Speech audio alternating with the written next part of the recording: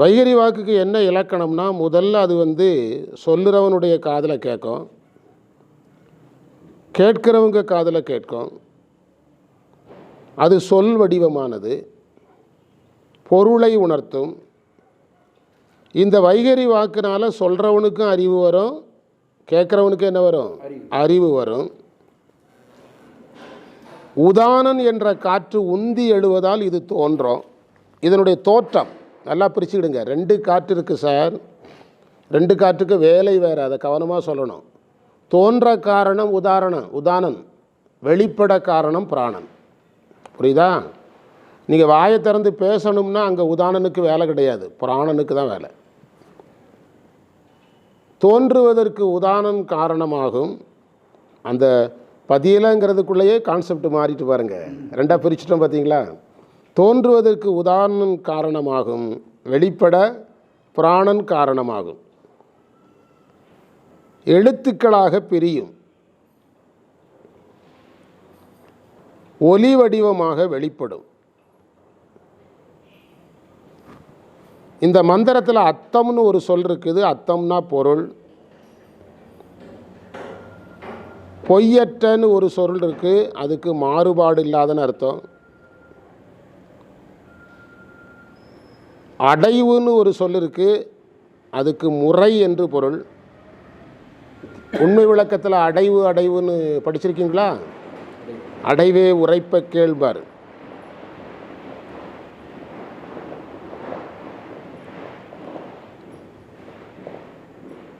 சூக்குமை, பைசந்தி, மத்திமை, வைகரி, இப்படி தானே வாக்குகளை பிரிக்கிறோம். சூக்குமை, பைசந்தி, மத்திமை, வைகரி, இப்படி தானே பிரிக்கிறோம். அப்படி பிரிக்கும்போது முதலில் தோன்றுவது எந்த வாக்கு? சூக்குமை தான் முதல்ல தோன்றும். கடைசியில் தோன்றுறது என்ன வாக்கு? வைகரி. வைகரி தான் கடைசியில் தோன்றும். சூக்குமையை முதலில் சொல்லாமல் அருள்நந்தி சிவாச்சாரியார் வைகரியை முதலில் சொல்லுகிறார். அப்போ அதுக்கு ஒரு காரணம் இருக்கணுமில்ல? புரியுதா? அதுக்கு ஒரு காரணம் இருக்கணுமில்ல? அதற்கு காரணம் என்னவென்றால், அதாவது ஒடுக்க முறையில் சொன்னார். சிவஞான முனிவர் சொன்னார் ஒடுக்க முறை. வானம் சொல்லி, காற்று சொல்லி, நெருப்பு சொல்லி, நீர் சொல்லி, நிலம் சொன்னால் தோற்ற முறை. நிலம் சொல்லி, நீர் சொல்லி, நெருப்பு சொல்லி, காற்று சொல்லி, ஆகாயம் சொன்னால் ஒடுக்க முறை. இது என்ன முறையில் சொன்னார்? ஒடுக்க முறையில் சொன்னார்.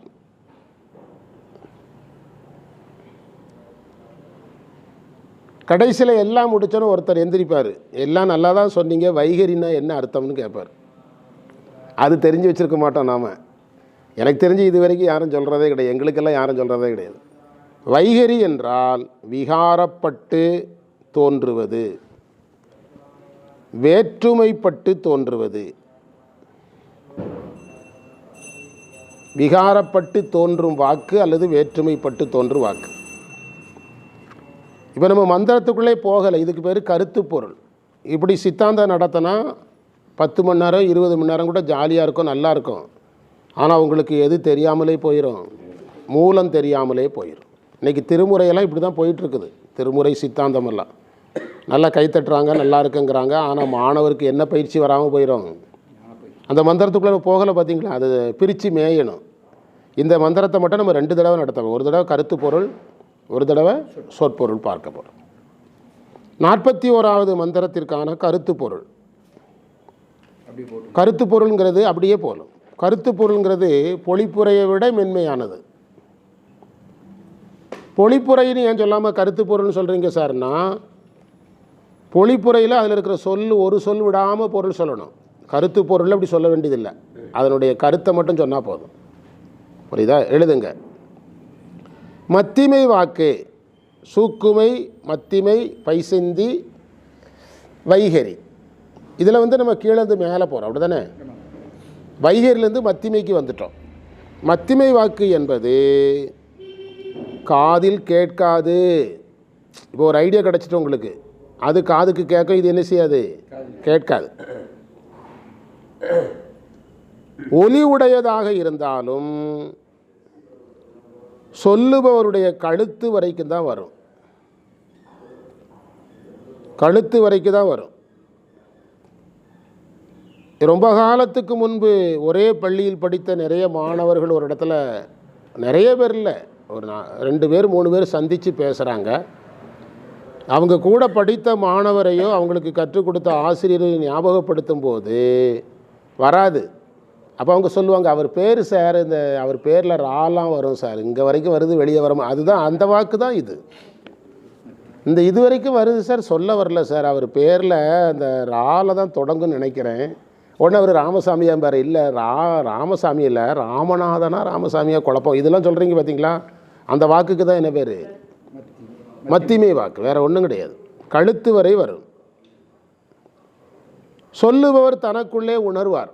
நமக்கு தெரிஞ்சிட்டு, யாருன்னு தெரிஞ்சிட்டு சொல்ல தான் முடியலை தவிர, சொல்லுவது அறியேன் தடக்கையின் நெல்லிக்கனி எனக்கு ஆயினன் சொல்லுவது அறியேன், மாணிக்கவாசகர் சொன்னார்.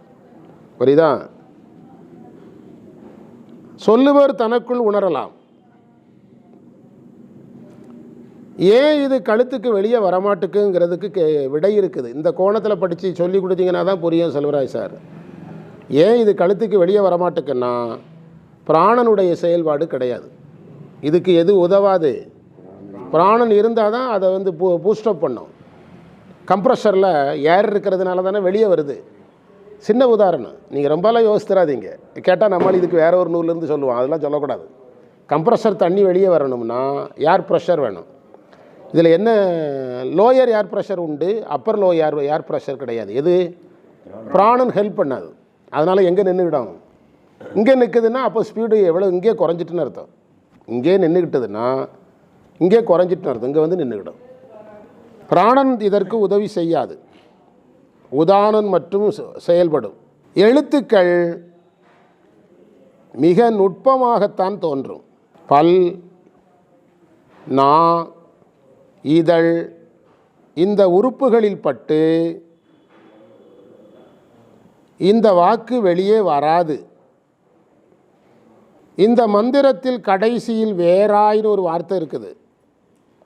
அந்த மந்திரமும் அப்படி தான் முடியுது, வேறாதாயே. ஆமாம், அதே தான், வேறு அது ஆயே. அதற்கு பொருள் சொன்னாங்க, இது பைசந்தியிலிருந்து மாறுபட்டது, இனி வரும் வாக்குகளிலும் இருந்து மாறுபட்டது. அவ்வளோதான், அதான் வேறு அது ஆயி. சூக்க வைகரியிலிருந்து மாறுபட்டது, இனி சொல்ல போகிற பைசந்தியிலிருந்து மாறுபட்டது. அதனால் இதை என்ன சொன்னார்? வேறு அது ஆயே என்று சொன்னார். இப்போ 2 வாக்கு பார்த்துட்டோம். என்னதெல்லாம்? கீழேருந்து மேலே போயிட்டுருக்கோம், மறந்துடாதீங்க, குழப்பி விட்டுறோம். வைகரியிலிருந்து மத்திமைக்கு வந்துட்டோம், மத்திமையிலிருந்து பைசந்திக்கு போக போகிறோம். பைசந்தி வாக்கு என்பது 42வது மந்திரம். பைசந்தி வாக்கு என்பது மயில் முட்டை போன்றது என்று ஓமை சொல்லுவார்கள். மயில் முட்டை போன்றது என்று ஓமை சொல்லுவார்கள். மயிலின் தோகையில் இருக்கிற நிறங்கள் எல்லாம் மயில் முட்டையில் இருக்கும் நீரில் இருக்கும். மயில் முட்டை நம்ம பார்க்காதனால தெரியல, இனியெல்லாம் பார்க்குறது ஈஸி தான். கிராமங்களில் எல்லா ஊருக்கும் மயில் வந்துட்டு முட்டையை எடுத்து பார்த்திங்கன்னா தோகை நிறமெல்லாம் எதுக்குள்ளே இருக்கும்? அந்த முட்டைக்குள்ளே இருக்க தண்ணியில் தெரியும். வானவில் மாதிரி அந்த நிறத்தை பார்க்கலாம். எல்லா இடத்துக்கும் மயில் வந்திருக்கிறதுனால நல்லது தான், அப்படி தானே? நல்லது கிடையாது. எல்லா இடத்துலையும் மயில் என்ன செய்யக்கூடாது? இயற்கை சூழல் மாறுதுங்கிறதுக்கு அடையாளம் தான் என்னது? எல்லா இடத்துக்கும் மயில் வர்றது. மயில் எல்லா நிலத்துக்குரிய பறவை கிடையாது. புரியுதா உங்களுக்கு? யானை எல்லா ஊர்லேயும் வாழுது அப்படின்னா அது இயற்கை சூழல் ஏதோ கெட்டிருக்குன்னு தானே அர்த்தம். கிராமத்துக்குள் யானை புகுந்து பயங்கரமான அட்டகாசம் செய்கிறது அப்படின்னா அந்த யானை பாதுகாவரை சொல்கிறான், நீ யானை குடியிருக்கிற இடத்துல வீட்டை கட்டி விட்டு ஃபாரஸ்ட்டுக்குள்ளே வீட்டை கட்டிட்டு யானை புகுந்து அட்டகாசம் சொல்லுதுன்னு எதை சொல்லக்கூடாது? யானையை சொல்லக்கூடாது. எனக்கு தெரிஞ்சு மயிலை பற்றிய ரகசியம் எனக்கு தெரிஞ்சது, மிகுந்த வளமுடைய இடம் அல்லது வளமே இல்லாத இடம், 2 இடத்துலையும் மயில் இருக்கும். எனக்கு தெரிஞ்சு நான் படிக்கிற காலத்தில் வந்து எங்கள் அம்மா ஊருக்கு வந்தீங்கள்ல, நான் மைக்கில் கூட சொன்னேன், மயிலுக்கு ஃபேமஸான ஊர் வெற்றிலை கொடிக்கால் ஊர். அது இப்போ இல்லை, எல்லாம் அழிஞ்சிட்டு. வெற்றிலை கொடிக்கால் ஊர் அது. வெற்றிலை கொடிக்கால் இருந்தால் மயில் இருக்கும், ஒன்றாச்சு தான். வெற்றிலை கொடிக்கால் வந்து ரொம்ப வளம் இருந்தால் தான் நீர் நெல்லை விட வளம் இருக்கணும். நெல்லை விட வளம் இருந்தால் தான் வெற்றிலை கொடிக்கால். அது அகத்திக்கீரையெல்லாம் அதில் வைப்பாங்க. எதுக்காகனா அகத்தியிலேருந்து குளிர்ச்சி வரும். அகத்தி இலை வந்து குளிர்ச்சி. தினம் தண்ணி படணும். நெல்லுக்கு மொத்தமாக அடைச்சிடலாம். நீங்கள் இது மொத்தமாக அடைச்சிங்கன்னா அழுகிறோம். இது வந்து எப்படின்னா பச்சை குழந்தைய வளர்க்குற மாதிரி, புரியுதா? நெல் வளர்க்குறது வந்து 6 வயசு பையனை வளர்க்குற மாதிரி, வெத்தலை கொடுக்கால் வந்து 6 மாதம் குழந்தைய வளர்க்குற மாதிரி. அதுக்கு பிறகு நாங்கள் மயில் எங்கே பார்ப்போம்னா கோயில்பட்டி வந்தால் பார்க்கலாம். வேறு எங்கேயும் தமிழ்நாட்டில் கிடையாது எனக்கு தெரிஞ்சு. இப்போ எல்லா ஊர்லேயும் இருக்கிறது என்ன மாறிட்டுன்னு அர்த்தம், இயற்கை சூழல் கெட்டதற்கான ஒரு அடையாளம். தமிழர்கள் வந்து மயில் வாழ்கிற இடம் தமிழ்நாடு முழுவதும் மயில்னு சொல்லலை. மயில் எங்கே வாழும்னு சங்க இலக்கிய 5 திணைகளில் ஒவ்வொரு திணைக்கும் ஒரு பறவை இருக்குது. குறிஞ்சி, முல்லை. குறிஞ்சியில் என்ன இருக்கணும், முல்லையில் என்ன இருக்கணும், மருதத்தில் என்ன இருக்கணும், நெய்தலில் என்ன இருக்கணும். எல்லா ஊர்லேயும் எல்லாம் இருக்குன்னா கெட்டு போச்சுன்னு அர்த்தம். புரியுதா? சூழல் மாறிட்டுன்னு அர்த்தம். புரியுதா உங்களுக்கு? அதனால் மயில் எல்லா ஊர்லேயும் இருக்கிறது ஏதோ ஒரு அடையாளத்தை, இயற்கை மாறுதலுக்கான ஒரு அடையாளம் என்று நம்ம எடுத்துக்கிடணும். அப்போது தொடர்ந்து பாருங்கள் அடுத்த பத்தி. எனினும் ஆமாம், ஆனாலும் தோகையில் நிறங்கள் தனித்தனியாக இருப்பது போல் அங்கு இருக்காது. கலந்து ஒடுங்கி இருக்கும். கலந்து இருக்கும், ஒடுங்கி இருக்கும். ஒடுக்கம்னாலே கலத்தல் தான். கலந்து ஒடுங்கி இருக்கும். எழுத்துக்கள் பிரிந்து தோன்றுவதற்கு மத்திமை காரணம். ஆனாலும் எழுத்துக்கள் பிரிந்து தோன்றுவது தெரியாதவாறு. இப்போ வந்து நம்ம என்ன வாக்கு படிச்சுட்டு இருக்கிறோம்? பைசந்தி. எழுத்துக்கள் பிரிந்து தோன்றுவதற்கு மத்திமே காரணம். அதில் பைசந்தியில் எதையும் சேர்த்து சொல்கிறாங்க. பைசந்தி பேசிகிட்டு இருக்கும்போது எதையும் சேர்த்து சொல்கிறாங்க, மத்திமையும் சேர்த்து சொல்கிறாங்க. காரணம். ஆனாலும் அவை சிறிதும் தெரியாதவாறு தனக்குள் அடக்கி கொண்டு அறிவுக்கு மட்டும் எட்டுவதாக இருப்பது பைசந்தி. பைசந்தியினுடைய தனிச்சிறப்பு 2. ஒன்று, அறிவுக்கு மட்டும் எட்டும், விகாரம் அற்றது. விகாரம்ங்கிற இடத்துல பிராக்கெட்டில் விகற்பம்னு போட்டுக்கணும். விகற்பம் அற்றது. நீங்கள் அந்த சித்தியார் அளவை படித்ததை ஞாபகப்படுத்திங்கன்னா உங்களுக்கு புரிஞ்சிடும். அளவை படிக்கும்போது இது மரம்னு மட்டும் நமக்கு தெரியுது, அது விகற்பம் அற்றது. விகற்பம்னா என்ன மரம், பூத்திருக்கா, காய்ச்சிருக்குதா, இதில் வர்ற பழம் இனிக்குமா புளிக்குமா, அது அந்த மரத்தில் என்ன ஜாதி வகையை சேர்ந்தது, அதனுடைய தொழில் என்ன, ஞாபகம் வருதா? பெயர், தொழில், ஜாதி, குணம், அதெல்லாம் வந்து தெரிஞ்சதுன்னா அதுக்கு பேர் வேறுபாடு உண்டு. ஆனால் பைசந்தி வந்து வாக்கு தொடங்குற அடுத்த ஸ்டேஜ் சூக்குமை பைசந்தியாக வர்றதுனால இதுவும் கொஞ்சம் நுட்பமானது. அதனால் இங்கே என்ன கிடைக்காது, வேறுபாடு வராது, வேறுபாடு கிடையாது. இதுக்கு வேறுபாடு இன்மையும் அறிவுக்கு எட்டுதல் மட்டுமே இதற்கு தனிச்சிறப்பு. இந்த மந்திரத்தில் வண்ணம்னு ஒரு வார்த்தை இருக்கும். வண்ணம்னா எழுத்து. அதுக்கு இன்னொரு பொருளும் உண்டு, நிறம்னும் பொருள் உண்டு. ஏன்னா இந்த மந்திரத்தில் எழுத்தும் சம்மந்தப்பட்டிருக்குது, நிறமும் சம்மந்தப்பட்டிருக்குது. நிறத்தை மயில் நிறத்தோடு எடுக்கிறதுக்கு பயன்படுத்தணும். பிறகு வாக்குகளை பற்றி பேசுகிறதுனால வாக்கு எழுத்தோடு சம்மந்தப்பட்டது. அதனால் வண்ணம் என்ற சொல்லுக்கு எத்தனை பொருள் எடுக்கிறாங்க? எழுத்துங்கிற பொருளையும் தரும், நிறம்ங்கிற பொருளையும் தரும். அடுத்த மந்திரத்தை பதிவு செய்தவன வேலை ஓகே. அடுத்து என்ன வாக்கு? சூக்குமை வாக்கு. கீழிருந்து ஒடுக்க முறையில் போயிட்டுருக்கிறார்.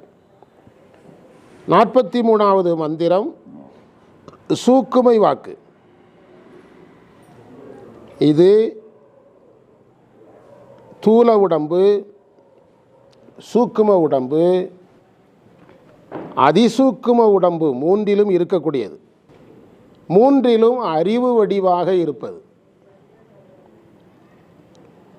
இந்த வகுப்பில் எழுதினீங்கல்ல, தூல உடம்புங்கிறது என்னது? தூல உடம்பு என்பது பஞ்சபூதம், ஞானேந்திரியம், கர்மேந்திரியம், 15 பொருள். அதுலேயும் இந்த வாக்கு இருக்கும். தூல உடம்பு 15 பொருளால் ஆனது. இந்த சித்தாந்த வகுப்பில் எழுதினீங்க. என்னதெல்லாம்? பஞ்சபூதம் கூட்டல் ஞானேந்திரியம் கூட்டல் கர்மேந்திரியம். அடுத்தது சூக்கும உடம்பு என்பது சுவை ஒளி முதலான தன்மாத்திரை 5, அதாவது பஞ்சபூதங்களின் குணங்கள்னு வச்சுக்கிட்டாலும் சரி, ஆகாயத்தின் குணமாகிய ஓசை, காற்றின் குணமாகிய ஸ்பரிசம், நெருப்பின் குணமாகிய உருவம், நீரின் குணமாகிய சுவை, மண்ணின் குணமாகிய மனம்னு வச்சுக்கிட்டாலும் சரி, ஞாபகம் வைக்கிறதுக்கு நீங்கள் எதை எடுத்துக்கிட்டாலும் சரி, பஞ்சபூத பண்புன்னு எடுத்தாலும் சரி, தன்மாத்திரைன்னு எடுத்தாலும், ஐம்புலன்னு எடுத்தாலும் அதே மீனிங் தான் வரும். புரியுதா? இந்த 5 அது கூட மனம், புத்தி, அகங்காரம். எதை பயன்படுத்திடக்கூடாது? சித்தத்தை சொல்லக்கூடாது. இது சூக்கும உடம்பு. அடுத்தது அதிசூக்கும உடம்பு. அது வித்யா தத்துவம் 7: காலம், நியதி, கலை, வித்தை, அராகம், புருடன், மாயை ப்ளஸ் சித்தம், 8 பொருள். தூல உடம்பு 15 பொருளாலானது, சூக்கும உடம்பு 8 பொருளாலானது, அதிசூக்கும உடம்பு 8 பொருளானது. இந்த அதிசூக்கும உடம்பை பரசரீரம் அப்படின்னு வேறு பேரில் சொல்லுவாங்க. அது அப்படி சொன்னீங்கன்னா குழப்பி விட்டுரும். அதுக்கு அப்படி போனீங்கன்னா வேறு நிறைய பேர் இருக்குது. அது மேலானதாக இருக்கிறதுனால பரசரீரம், அதில் சித்தம் இருக்கிறதுனால குணசரீரம், அதில் காலம், நீதி, கலை, வித்தை இருக்கிறதுனால பஞ்சகஞ்சுக சரீரம், அதில் மாயை இருக்கிறதுனால காரண சரீரம். சார், இதை தெளிவுபடுத்திடுங்க, இல்லைன்னா யார் குழம்பிடுவா? இதுக்குள்ளே நீங்கள் போகாமல் பேசாமல் தூல உடம்பு, சூக்கும உடம்பு, அதிசூக்கும உடம்புன்னு போயிட்டீங்கன்னா நோ ப்ராப்ளம். புரியுதா? அதுக்கு மட்டுமே 5 பேர் இருக்குது. பரசரீரம்னு அவரே எழுதுவார். அதே ஆசிரியர் திரும்ப என்ன சொல்லுவார்னா காரண சரீரம் பாரு. அதே ஆசிரியர் திரும்ப என்ன செய்வார்? குணசரீரம் பாரு. அதே ஆசிரியர் திரும்ப பஞ்சகஞ்சுக சரீரம் பாரு. இது எல்லாத்துக்கும் சிம்பிளான வார்த்தை அதிசூக்கும உடம்பு. இறைவன் நமக்கு முதல்ல தர்ற உடம்பு அதுதான். எது? அதிசூக்கும உடம்பு. அதை தந்த பிறகு எந்த உடம்பு தருவார்? சூக்கும உடம்பு தருவார். அதிசூக்கும உடம்பு நமக்கு தந்தது கருணையினால். சூக்கும உடம்பு தந்ததும் கருணையினால தான். சூக்கும உடம்புல மனம் இருக்குது பார்த்தீங்களா? மனம்க்கு கூடிய வேலை விருப்பு வெறுப்பு. அங்கே தான் நம்ம முதலாக வினையை சம்பாதிக்கிறோம். அது வரைக்கும் நம்ம எந்த வினையும் செய்யலை, மறந்துடாதீங்க. ஏன்னா நீங்கள் கொத்தே கொடுக்காம எப்படி ஒரு விவசாயி கொத்துவார்? உங்களுக்கு கருவியே கொடுக்கல அது வரைக்கும், இப்போ தான் கொடுத்துருக்குது. கொத்து கொடுத்த மாதிரி விருப்பு வெறுப்புக்கு காரணமான ஒரு கருவியால் தான் வினை வர முடியும். இதுவரைக்கும் கொடுத்தப்பட்ட இந்த 16 பொருளில் விருப்பு வெறுப்புக்கு காரணமான பொருள் ஒன்று தான், மனம்.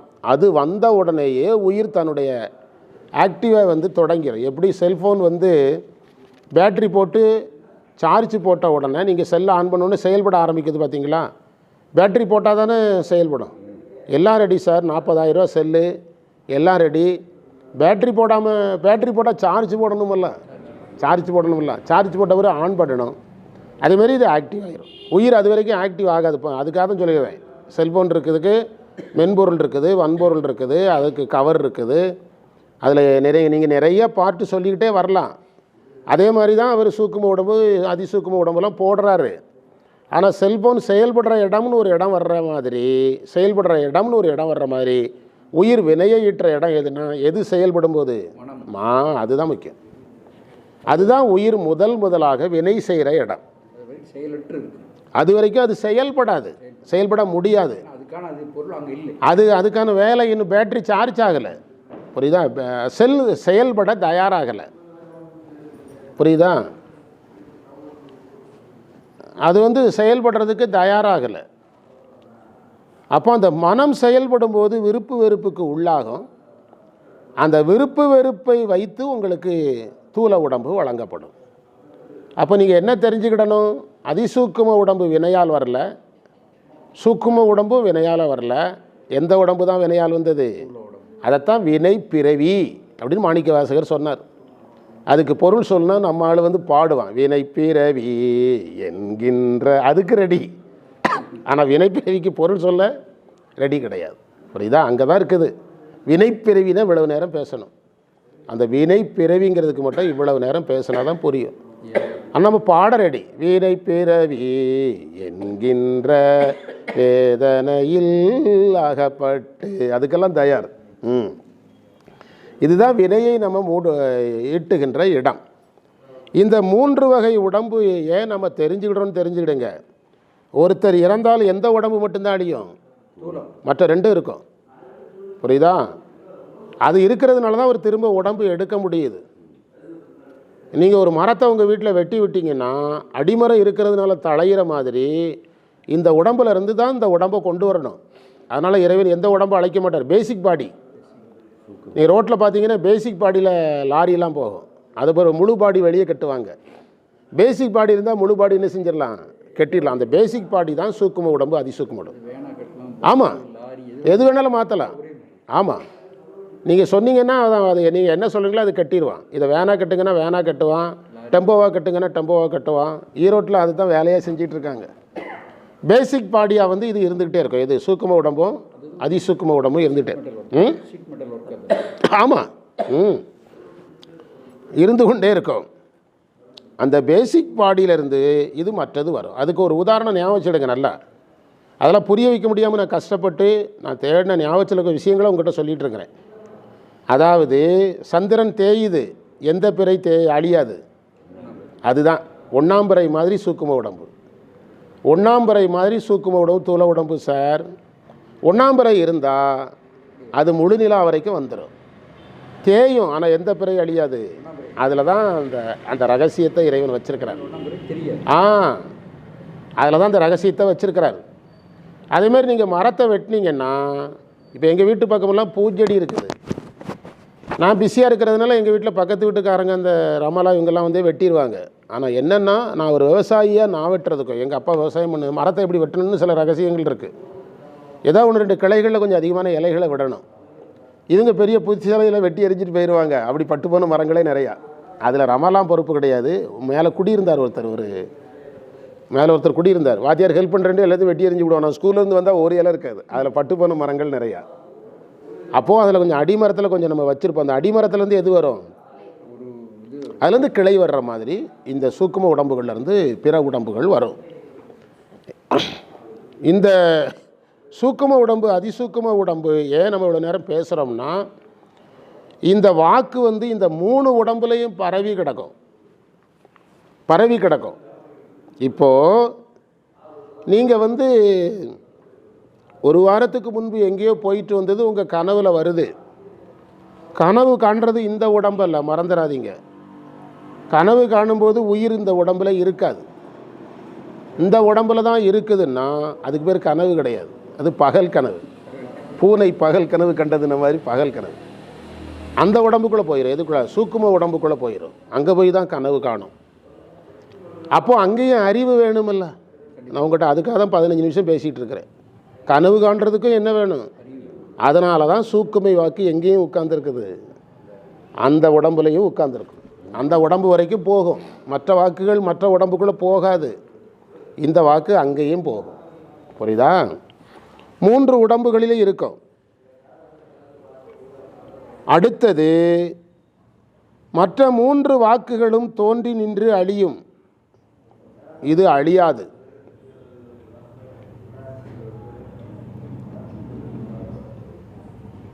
மற்ற 3 வாக்கும் இதிலிருந்து தான் தோன்றும். அப்போ ஒன்று தெரிஞ்சுட்டு, எதுதான் முக்கியமானது? சூக்குமை தான் முக்கியம். இதிலிருந்து தான் தோன்றும். இந்த வாக்கை ஒருவன் உணர்ந்து விட்டால் அவனுக்கு முடிவற்ற பேரின்பம் வரும்.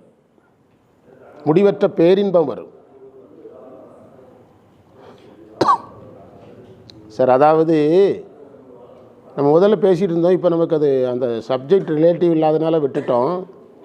ஹம் சம் என்ற ஒரு ஓசை மூலாதாரத்திலிருந்து எழுகிறது.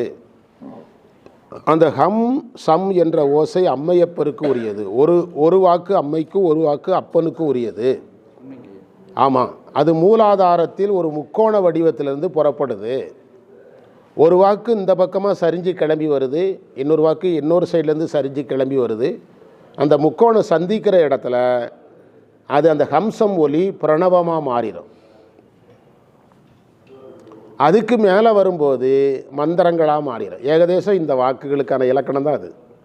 மேலே வரும்போது மந்திரங்களாக மாறிடும், பிரணவம் பஞ்சாக்கிரமாக மாறிடும்.